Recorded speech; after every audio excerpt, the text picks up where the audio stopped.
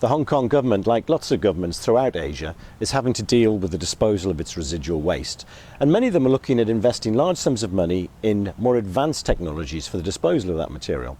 And in Hong Kong, they were looking for a suitable place for building an energy from waste plant and came up with what they thought was a great idea. Why not build an energy from waste plant out here on one of the islands away from the central areas of population in Hong Kong? Now, with a population of well over 7 million people, it's difficult to find a location on the main islands, or indeed in the new territories. So this seemed to be a good idea, and the Hong Kong government could be forgiven for thinking that it had finally found the solution. But they made one fundamental error in the way that they handled this particular problem.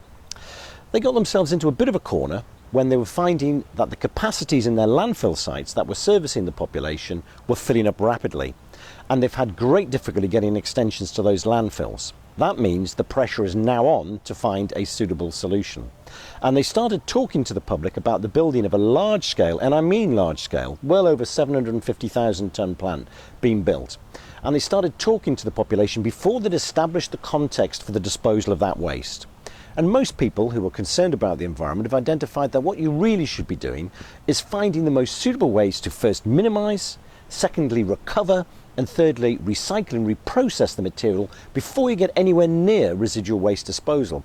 And the context of this incineration plant has never been put across clearly, in my view, to the people of Hong Kong. And that's why we're in a position that we're in now, which is there's a lot of opposition to the building of this incineration plant. And I call it an incineration plant because we can try and call it an energy from waste plant, but if you haven't been able to establish the context of energy from waste, everybody else will refer to it as an incinerator.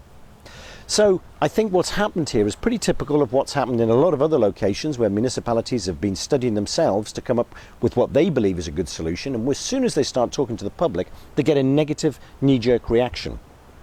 So what's been missing here is the context for that waste, and the Hong Kong government, to its credit, is spending a lot of time trying to re-educate people about why they actually need this disposal facility. However, it is far better if you can do that first before you have to actually start talking about the disposal route.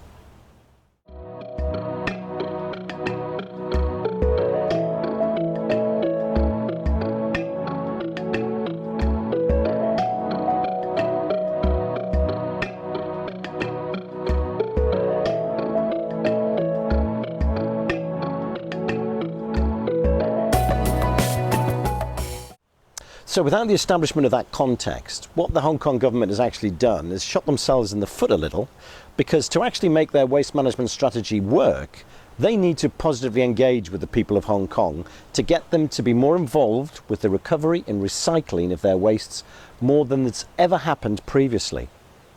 But not all is lost. There is still time to do this. We have a little bit of time left before all of the landfill sites are full, and we have a bit of time before they actually want to start building this energy from waste plant.